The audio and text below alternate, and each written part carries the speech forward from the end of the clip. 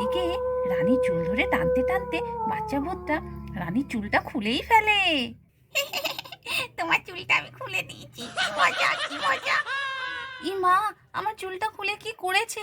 দেখ দেখ টিনা, আমি তো চুলটা খুলিনি, চুলটা কেমন নিজে নিজে খুলে গেল, বুঝতে পারছিস না? তাই তো রানী দিদি, তোমার চুলটা খুলে এ কি অবস্থা! তোমার চুলটা তো ভূতের চুলের মতন লাগছে গো। ওরে বাবা, এ ভূত কেমন ভূত! তুমিই দেখতে পাচ্ছ আর আমরা কেউ দেখতে পাচ্ছি না। বলতে বলতে বাচ্চা ভূতটা গিয়ে টিনাকে এক ধাক্কা মেরে ফেলে দেয়। ফেলে দিয়েছি, কি মজা কি মজা। আমার খুব ভালো লাগছে তোমাদের সঙ্গে এইভাবে বদমাইশি করতে। হ্যালো ফ্রেন্ডস, হাসি খুশি ড্রয়িংস আমার ইউটিউব চ্যানেলে আপনাদের সবাইকে স্বাগত জানাই। এটা হচ্ছে ছোট্ট রানীর বাড়ি। এখন সকালবেলা। এখানে রানীর মা আর রানীর মামি রান্না করার কাজে ব্যস্ত। এদিকে রানীর ঠাকুমা করতাল বাজিয়ে কৃষ্ণ নাম করছে। আগের পর্বে আপনাদেরকে দেখিয়েছিলাম একটা ছোট্ট বাচ্চা ভূতের সঙ্গে রানীর দেখা হয়েছিল। আজকের পর্বে দেখাবো তারপরেও বাচ্চা ভূতটা রানীর সঙ্গে আরো কি কি কাণ্ড ঘটালো। রানীর মামি বলে, দিদি আজকে কি কি রান্না করি বলো তো দুপুরে? এই তো ডাল, আলু পোস্ত আর আলু ফুলকপি দিয়ে মাছের ঝোল করো। হ্যাঁ, তাহলে তো ভালোই হয়, বাচ্চারা আলু পোস্ত খেতে খুব ভালোবাসে। কিন্তু ফুলকপি তো ঘরে নেই দিদি। ও, ফুলকপি নেই? আচ্ছা, আমি এক্ষুনি আকাশকে বলছি ও বাজার থেকে একটু ফুলকপি এনে দিক। আকাশ, আকাশ, বাজার থেকে একটু ফুলকপি এনে দে না রে ভাই। হ্যাঁ দিদি, যাচ্ছি। তারপরে আকাশ এখানে বাজারের থলে নিয়ে চলে আসে। ঠিক আছে দিদি, আমি তাহলে বাজারে যাচ্ছি, ফুলকপি নিয়ে আসবো। আর কি কি নিয়ে আসবো বল? দেখবি না, ভালো ভালো সবজি যেটা ভালো লাগবে সেরকমটাই বুঝে শুনে নিয়ে আসবি। আচ্ছা ঠিক আছে, তাহলে আমি বাজারে যাচ্ছি। এই তো একটা সবজিওয়ালা বসে আছে দেখছি, দেখি তো এর কাছে কি কি সবজি আছে। ও ভাই, তোমার কাছে ফুলকপি হবে? হ্যাঁ দাদাবাবু, আমার কাছে ফুলকপি আছে। দাদাবাবু, শুধু ফুলকপি নেবেন? এখানে আলু, ঝিঙে, লাউ, ফুলকপি, মূলো, উচ্ছে সব কিছুই আছে। আচ্ছা, আমাকে আলু 2 কিলো দাও, ফুলকপি একটা দাও, আর বাকি যা সবজি আছে সেগুলো সব 500 করে দিয়ে দাও। ঠিক আছে দাদাবাবু, আমি এক্ষুনি দিয়ে দিচ্ছি। এই নাও বাজারের থলেটা ধরো, আর এর মধ্যেই সব দিয়ে দাও। হ্যাঁ বাবু, দিন দিন। এই যে দিদি, দেখ বাজার করে নিয়ে এসেছি, তোদের পছন্দ হয় কিনা দেখ। মৌসুমি, এ নাও বাজারের থলেটা ধরো।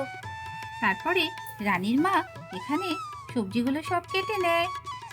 মৌসুমি, দেখো সবজিগুলো বেশ টাটকা, আজকে লাউটা রান্না করব না, আজকে এই সবজিগুলো কেটে দিয়েছি, তুমি এগুলোই রান্না করো। এই নাও ধরো।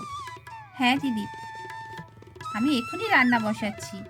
এখানে তো রানীদের গরু রামু হাম্বা হাম্বা করে জোরে জোরে ডাকতে থাকে।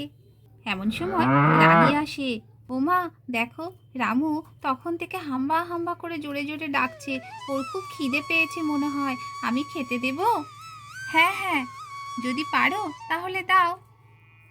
ঠিক আছে মা, আমি ওকে ঘাস পাতা যা পাচ্ছি তাই খেতে দিচ্ছি। আচ্ছা আচ্ছা, দাও। তারপরে রানী এখানে গরুকে এইভাবে ঘাস পাতা খেতে দেয়।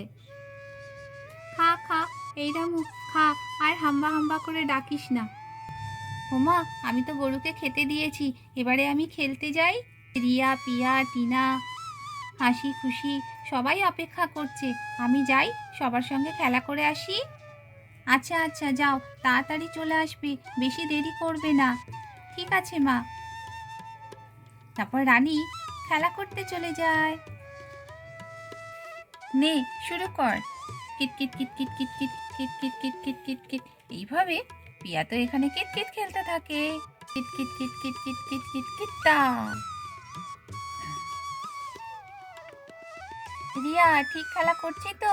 হ্যাঁ হ্যাঁ, ঠিক খেলছিস, দাগে যেন পা না পড়ে যায়, দাগে পা পড়ে গেলে কিন্তু আউট হয়ে যাবি। আচ্ছা আচ্ছা, ঠিক আছে, আমি সাবধানেই খেলা করব। এই রিয়া, তোরা কি খেলা করছিস রে? এখানে এরকম ছক কেটে তোরা কি খেলা করছিস? এরকম খেলা আগে তো খেলিনি আমরা। হ্যাঁ রিয়া দিদি, তোমরা কি খেলা করছো? আমরা কিতকিত খেলা করছি। সেটা আবার কেমন খেলা? কোথা থেকে শিখলি তোরা? ওই যে পিয়া ওর মাসির বাড়ি গিয়ে ওর মাসির কাছ থেকে কিতকিত খেলা শিখে এসেছে। ও, এটা কেমন করে খেলা করে রে? ওই দেখ, এখানে একটা ঘুঁটি আছে, এটা এক পা দিয়ে ঠেলে ঠেলে নিয়ে যেতে হয়। আর ঘুঁটিটা যদি দাগের ওপরে পড়ে যায় আর তোর পা যদি দাগের ওপরে পড়ে যায়, তাহলে তুই আউট হয়ে যাবি। ও তাই, বেশ মজাদার খেলা তো। তাহলে আমরাও খেলবো। হ্যাঁ হ্যাঁ, আমরা সবাই মিলে আনন্দ করে খেলবো। রানী, তুই খেলা শুরু কর। তারপরে এখানে রানীও কিতকিত খেলতে শুরু করে। কিতকিত কিতকিত কিতকিত কিতকিত কিতকিত কিতকিত কিতকিত কিতটা। কিরে রিয়া, ঠিক আছে তো? আমি কোনো দাগে পা দেইনি, আর আমার ঘুঁটিও দাগের মধ্যে পড়েনি। এইভাবে বাচ্চারা তো এখানে সবাই কিতকিত খেলা করে। এমন সময় সেই বাচ্চা ভূত চলে আসে এখানে। ওরে বাবা, তোমরা কি খেলা করছো? ও দিদি, তোমরা কি খেলা করছো গো? আমাকেও খেলা নাও না, আমি খেলা করব। সর্বনাশ, এই বাচ্চা ভূতটা আবার এখানেও চলে এসেছে। এই যা যা, তুই এখান থেকে যা না। এখানে কেন খেলা করতে এসেছিস? ও রানী দিদি, তুমি কাকে চলে যেতে বলছো? আরে দেখতে পাচ্ছিস না, ওখানে একটা বাচ্চা ভূত এসেছে। ও বলছে ও নাকি আমার সঙ্গে খেলা করবে। বাচ্চা ভূত? কই, আমি তো কাউকে দেখতে পাচ্ছি না। আরে ওই তো, দেখ না, কিতকিত খেলার মাঝখানে দাঁড়িয়ে রয়েছে, দেখতে পাচ্ছিস না? কই, ওখানে তো কেউ নেই। তুমি কি বলছো? হ্যাঁ, তোরা দেখতে পাচ্ছিস না? আমাকে ওরা দেখতে পাবে না, আমাকে শুধু তুমিই দেখতে পাবে। আমি তোমাকেই দেখা দেব, ওদেরকে দেখা তো দেব না। এই টিনা, তুই সত্যি সত্যি দেখতে পাচ্ছিস না? না তো রানী দিদি, ধুর, তুমি না ভীতু, কিচ্ছু নেই, চলো খেলা করি। আমাকে ওরা দেখতে পাচ্ছে না, আমি এবার তোমাকে খুব জ্বালাতন করব।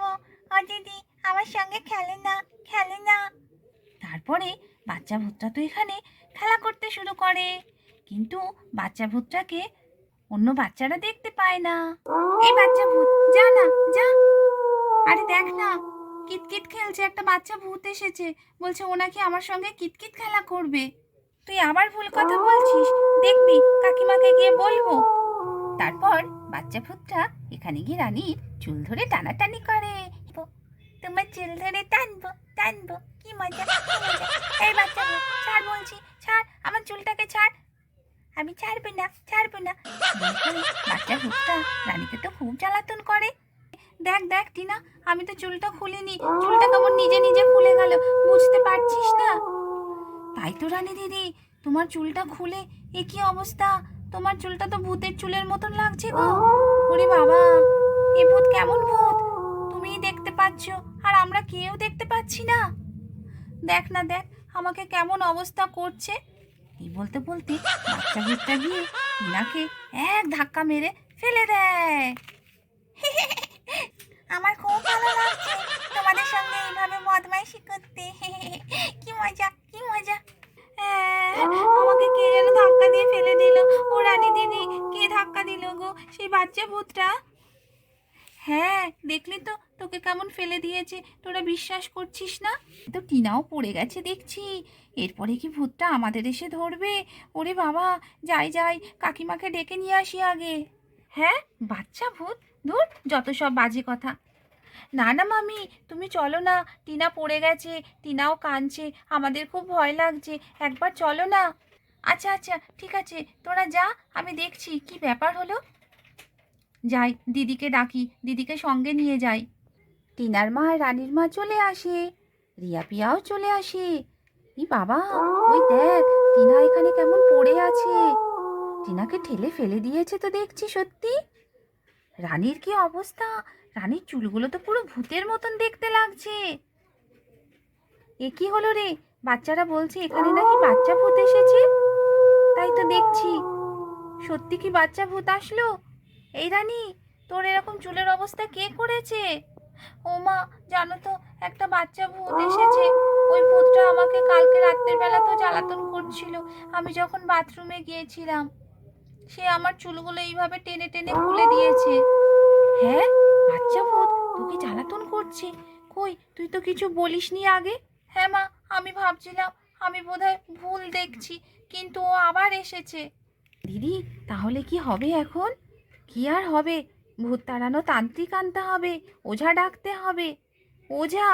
হ্যাঁ, এখানে একজন ভালো ওঝা আছে যে খুব ভালো ভূত তাড়াতে পারে। তাই? কে গো? তার নাম লাল বাবা, লাল বাবা তান্ত্রিক। সে খুব ভালো ভূত তাড়াতে পারে।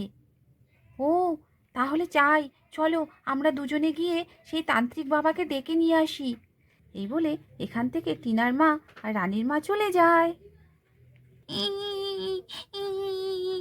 সবাই আমাকে তাড়িয়ে দেয়, আবার বলে ওঝা ডাকবো, আমাকে তাড়াবে, ঝাঁটা দিয়ে মারবে। ওরে বাবা রে, তার আগে আমি এখান থেকে চলে যাই বাবা, আমার খেলার কোনো দরকার নেই।